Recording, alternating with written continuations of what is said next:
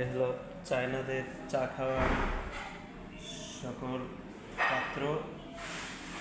এখানে এই চার পাতি দেওয়া হয়, তারপরে এটার ভিতরে আলাদা গরম পানি দেওয়া হয়। এই গরম পানি করার মেশিন, এই গরম পানিটা এখানে ঢালা হয়, তারপরে এটা এদিকে করলে পানি পড়ে, চা পড়ে, এখান থেকে এই পটে নিয়ে খাওয়া হয়। এই পটে নিয়ে এই ছোটো বড় বিভিন্ন সাইজের পট আছে, এখানে চা খাওয়া হয়। আর চার পাতি হলো এই ধরনের সুন্দর একটা প্যাকেটে চা পাতি আসে সরাসরি চীন থেকে।